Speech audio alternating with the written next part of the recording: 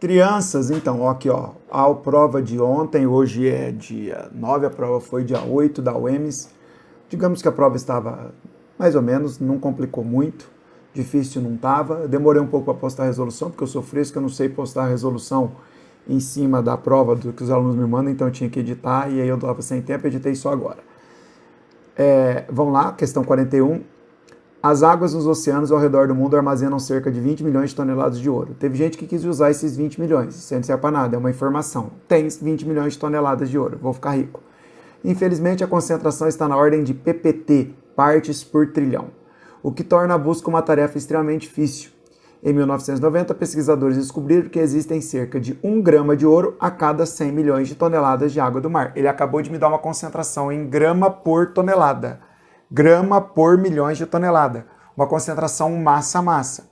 Perfeito?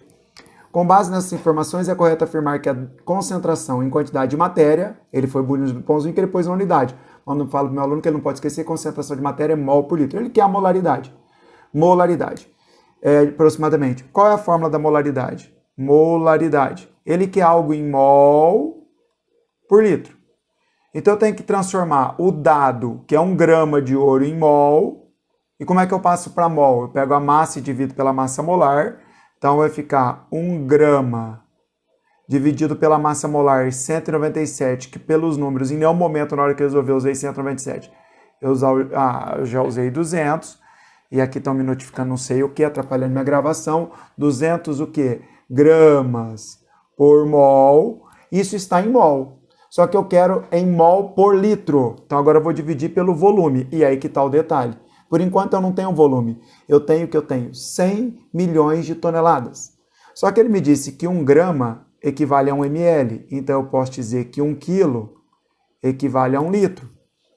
Então se eu achar a massa em quilos, eu tenho o volume em litros, na proporção para 1. Então o que eu tenho que fazer é pegar esta massa em toneladas de água e passar para quilos de água, que vai dar em litros. Então eu tenho 100 milhões, 10 a sexta de toneladas.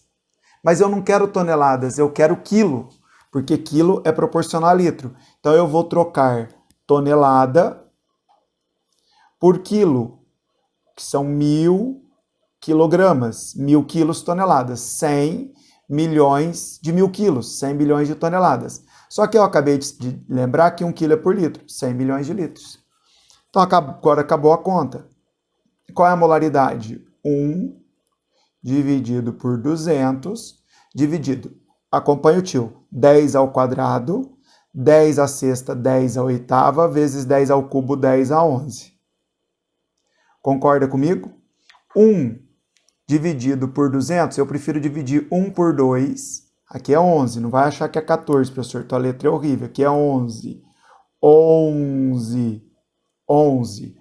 1 dividido por 2. Esse 200 eu vou pensar que é 2 vezes 10 ao quadrado. Então vai ficar 1 sobre 2 vezes 10 a 13ª. Porque eu peguei 100, 10 ao quadrado vezes 10 a 11. Então ficou a molaridade é igual a meio vezes 10 a menos 13. Passei para cima. Não tem meio vezes 10 a menos 13. Se eu fosse arrumar pela notação adequada, seria 5 vezes 10 a menos 14. Só que não tem 5, lá tem 50 vezes 10 a menos 15 mol por litro. Letra A de amor. Certo? Muito bem. Muito fácil.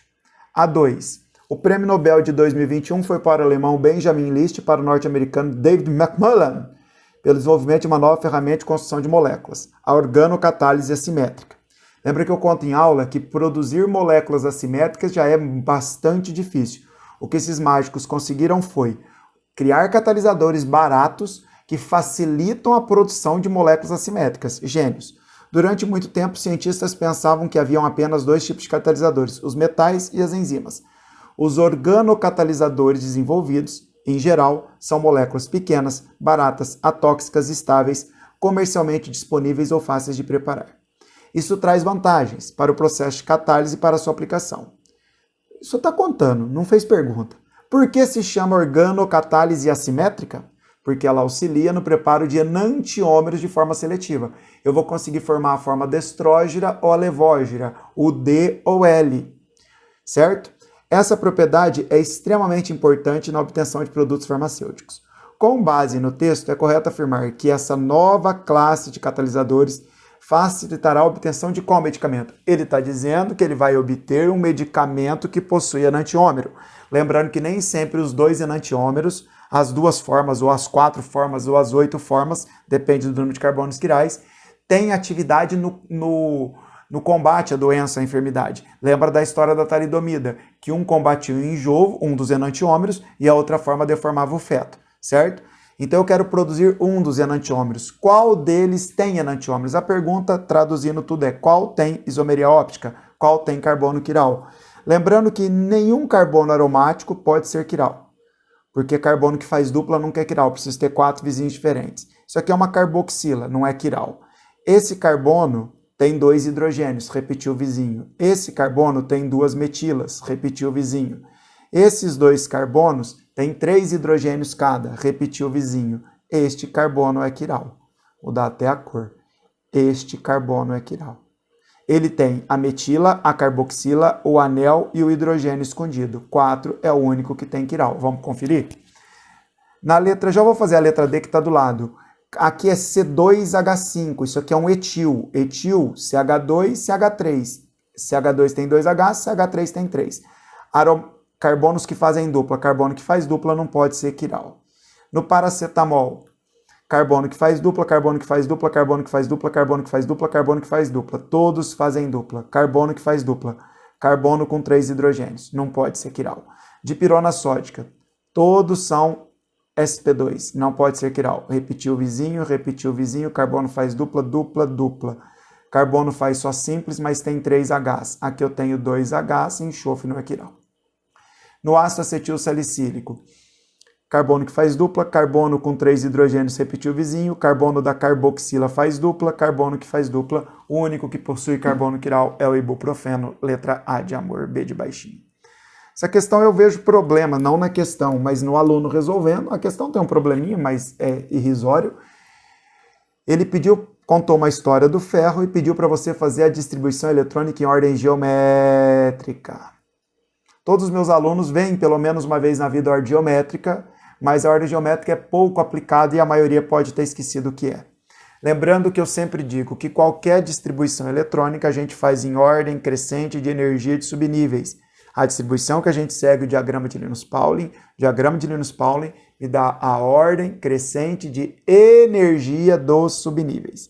Quando eu vou distribuir o ferro, que o número atômico é 26, e ele falou que isso é um recorte da tabela, maior migué, eu tenho 1s2, 2s2, 2p6, 3s2, 3p6, 4s2, 3d6. Esta é a ordem energética.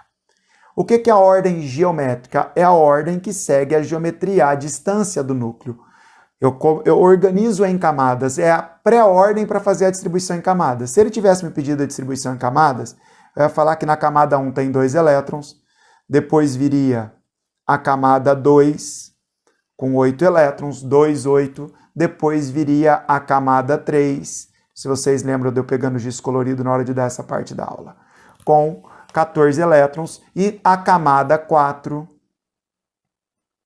pegar uma corzinha bonita aqui, que eu não peguei ainda, roxo, com 2 elétrons. Eu faço isto, não reorganizo, porque a gente consegue fazer de cabeça, só que ele queria distribuição geométrica. Então eu tenho que seguir a distância do núcleo. Então fica 1s2, 2s2, 2p6, até aí tudo bem. Agora, que subnível está mais afastado do núcleo? 4s2, então ele tem que aparecer por último na distribuição. Então fica 3s2, 3p6, 3d6. Está aqui, na letra D tem isso, e na letra B também tem, as outras não tem essa ordem. Então eu já tinha que excluir a letra C, pega a caneta certa, professor. Já tinha que excluir, meu Deus, pega aqui. Já tinha que excluir a letra C, já tinha que excluir a letra E, que era um absurdo, e a letra A, que era outro absurdo. Eu sei que muita gente marcou a letra A, porque seguiu a ordem energética, tem que tomar cuidado, ele queria geométrica. Sobraram 2. que são idênticas na parte da distribuição. Aí ele pergunta a camada de valência. Para mim não tem resposta. Camada é 1, 2, 3, 4, 5, 6. A camada de valência é 4. O que ele dá aqui, camada 4s2, está errado. Eu te cobro isso em sala. O que ele dá aqui é o subnível de valência ou a camada 4. Mas nós não vamos procurar pelo em ovo. Vai entrar com recurso? Lógico que não.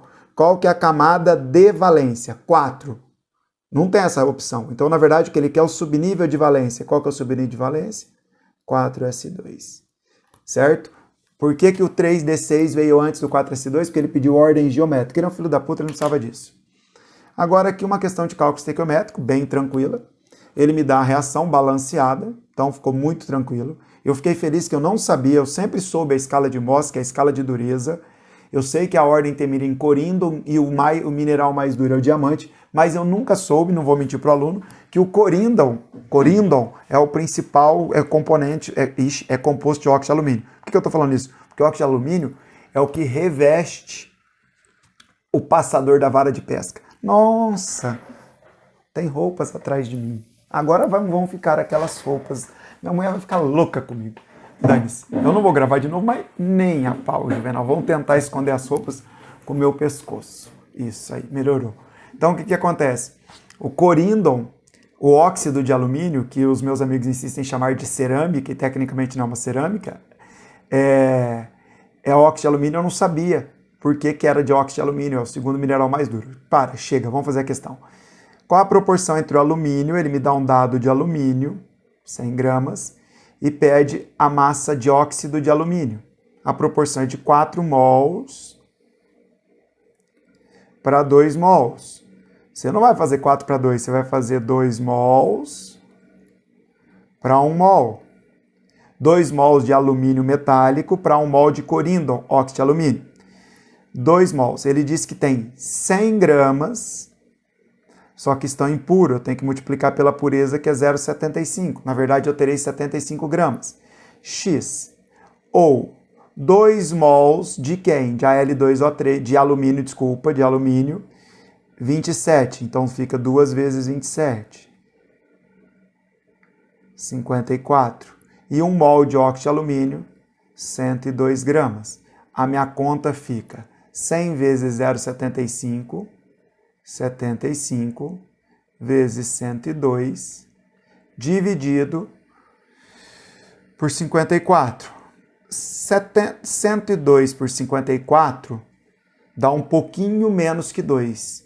2 vezes 75 dá 150, é um pouquinho menos que 150, 141,7.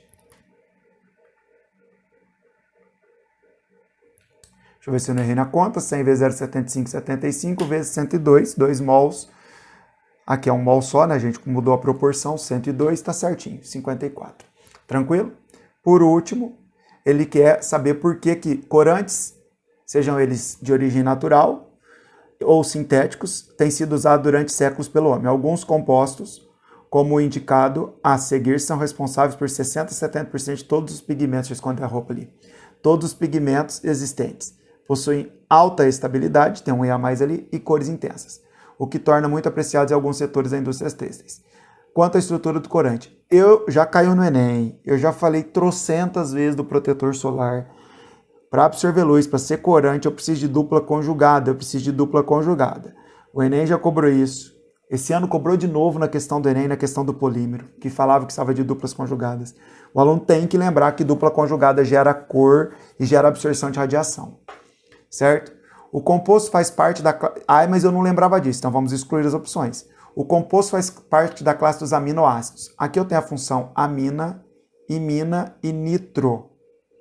Eu não tenho aminoácido, eu não tenho ácido, então não pode ser A. A estrutura possui 3 nitrogênios terciários. Esse está ligado a 3 carbonos, é terciário. Esse está ligado a só 1, é primário, você já não pode marcar. O que caracteriza este composto como um corante é a presença de grupos aromáticos. Então, quer dizer que todo composto aromático é corante? Mas é uma opção. Se você marcar isso, eu não vou ficar nem bravo. Nem bravo. Porque é aromático. Eu não lembrava porque era, tinha aromático, eu marquei. Tudo bem, passa, mas não é essa a resposta. Porque senão todo composto aromático, benzeno, era um corante. A estrutura é um sistema conjugado entre anéis aromáticos e 3 grupos nitros. Eu não tenho 3 grupos nitros, eu tenho um só. Isso é imina e isso é amina. A molécula possui todos os nitrogênios na posição para 1, 4, 1, 4, o que aumenta a conjugação do sistema. Vamos ver? Par de elétron, simples, dupla, simples, dupla, simples, dupla, simples, dupla, simples, dupla, simples, dupla, simples. Uhul! Conjugou. A posição para facilita a ressonância. Se tivesse em orto-meta, poderia conjugar também, mas a para facilita a ressonância. Mas você não precisava saber disso, porque o importante é o que gerou cor? Sistema conjugado. Caiu no Enem 2 vezes e caiu pela 3ª vez em menos de 3 anos. Não pode não saber isso. Falei o ano inteiro. Certo, crianças? Ficamos por aqui. Lembra de se inscrever no meu canal do YouTube. Compartilha esse vídeo. Curta, titio precisa tomar Coca Zero. Beijão.